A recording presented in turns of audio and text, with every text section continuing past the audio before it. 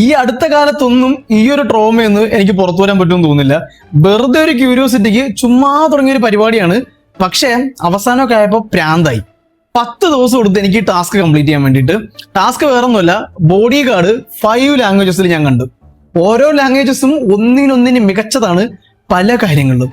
അവസാനമൊക്കെ എത്തിയപ്പം വേണ്ടായിരുന്നു എന്ന് തോന്നി. ആദ്യം ഞാൻ കണ്ടത് മലയാളത്തിലെ ബോഡി ഗാർഡാണ്, ദ OG ബോഡി ഗാർഡ്. നമുക്ക് എല്ലാവർക്കും അറിയാവുന്ന പോലെ തന്നെ അടിപൊളിയായിട്ട് തന്നെ എല്ലാ മേഖലയും കൈകാര്യം ചെയ്തിട്ടുണ്ട്. അഭിനയമാണെങ്കിലും കാസ്റ്റിംഗ് ആണെങ്കിലും മ്യൂസിക് ആണെങ്കിലും പെർഫോമൻസ് ആണെങ്കിലും ഡയറക്ഷൻ ആണെങ്കിലും ഒക്കെ അടിപൊളിയാണ്. ആ സ്റ്റോറിയും നല്ലൊരു ഫ്ലോയിലാണ് പോകുന്നത്. നല്ല സ്റ്റോറിയാണ്, കോമഡിയും റൊമാൻസും ഇമോഷണൽ സൈഡും ഒക്കെ ഉണ്ട്.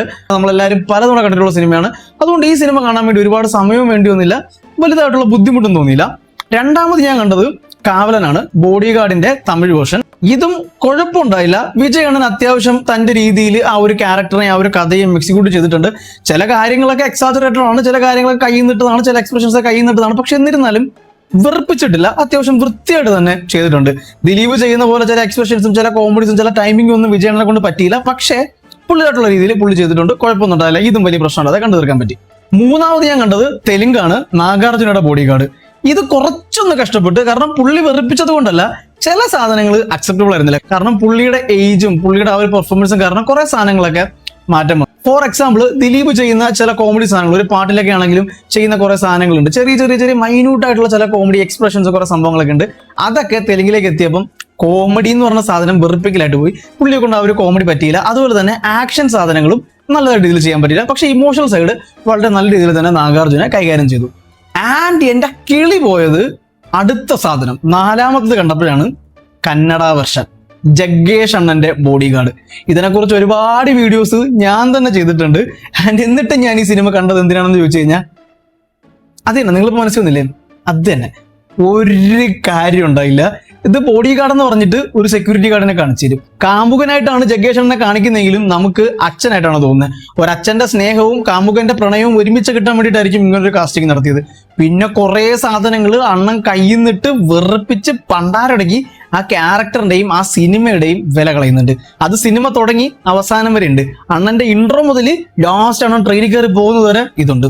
പക്ഷേ ഈ 4 സിനിമകളും, മലയാളമാണെങ്കിലും തമിഴാണെങ്കിലും കന്നഡ ആണെങ്കിലും തെലുങ്കാണെങ്കിലും, സ്റ്റോറിയിൽ പ്രത്യേകിച്ച് വ്യത്യാസമൊന്നും ഉണ്ടായിട്ടില്ല. സെയിം സ്റ്റോറി തന്നെയാണ്. ഇതിൽ ഏറ്റവും കൂടുതൽ വെറുപ്പിച്ചാരെന്ന് ചോദിച്ചു കഴിഞ്ഞാൽ ജഗ്ഗേഷ് അണ്ണനാണ്. ചില സീനൊക്കെ ഉണ്ട്. ഫോർ എക്സാമ്പിൾ, ഇത് ഈ ഒരു സീന്, ഇത് ജയകൃഷ്ണനോട് ഇഷ്ടം പറയുന്ന ആ ഒരു സീനാണ്.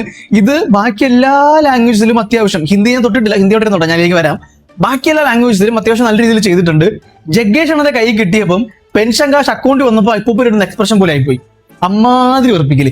ഇതുപോലെ തന്നെയാണ് ഈ സിനിമ മൊത്തം അയാൾ കാണിച്ചിരിക്കുന്നത്. കോമഡി രംഗങ്ങളാണെങ്കിലും ആക്ഷൻ രംഗങ്ങളാണെങ്കിലും ഒക്കെ അണ്ണൻ അങ്ങ് മെഴുകിയിട്ടുണ്ട്. ഹിന്ദി എന്ന് പറഞ്ഞ ലാംഗ്വേജ് മനസ്സിലാക്കാൻ കുറച്ച് പ്രയാസമുള്ളതുകൊണ്ട് ഞാനിത് അവസാനം കാണാൻ പറഞ്ഞു വെച്ചിരുന്നതാണ് ഹിന്ദി ബോഡി ഗാർഡ്, നമ്മുടെ സല്ലൂബായുടെ മാസ് ബോഡി ഗാർഡ്. ഞാനീ പറഞ്ഞ പോലെ ബാക്കി 4 ലാംഗ്വേജസിലും കഥയിൽ മാറ്റമൊന്നും ഉണ്ടായില്ല. പക്ഷെ ഹിന്ദിയിലേക്ക് എത്തിയപ്പം കഥ കുറച്ചൊന്ന് മാറി. പക്ഷെ നിങ്ങൾ ആലോചിക്കണം, സെയിം ഡയറക്ടർ, മലയാളം ചെയ്ത സെയിം ഡയറക്ടറാണ് ഹിന്ദിയിലും ചെയ്തത്. പക്ഷേ കഥ മാറ്റമുണ്ട്.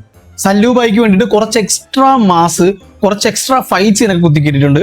ഫോർ എക്സാമ്പിൾ ഒരു സാധനം ഞാൻ പറയാം. ഇതൊരു സല്ലൂബായി ഇങ്ങനെ ട്രെയിനിൽ പൊക്കോണ്ടിരിക്കുക അങ്ങനെ തോന്നുന്നു, ഇങ്ങനെ വെറുതെ പോയി കഴിഞ്ഞാൽ ഒരു എന്റർടൈൻമെന്റ് ഇല്ല, ആൾക്കാർക്ക് ഒരു ആക്ഷൻ സാധനം കിട്ടൂല. അതുകൊണ്ട് തന്നെ എന്ത് ചെയ്തു, ട്രെയിനിന്റെ മേളിൽ ചാടി കയറി, എന്നിട്ട് അവിടെ നിന്ന് പുറത്ത് ചാടി, എന്നിട്ട് അവിടെ നിന്ന് വേറെ അങ്ങോട്ട് പോയിട്ട് ആരെയൊക്കെ ഇടിച്ചിട്ട് തിരിച്ചു വരുന്നു. എന്തിന്? ബോഡി ഗാർഡ് എന്നുള്ള സിനിമയിൽ അതിന്റെ ആവശ്യമില്ല. പിന്നെ ഫുട്ബോൾ അടിച്ച് കിളി പോകുന്ന ഒരു സീനുണ്ട്.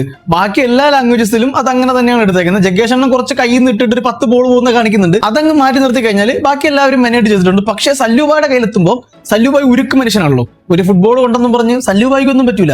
ആ ഫുട്ബോളിനാണ് പറ്റേണ്ടത്, അതാണ് മാസ്. അങ്ങനെ ഫുട്ബോളിന്റെ കാറ്റ് പോകുന്നുണ്ട്.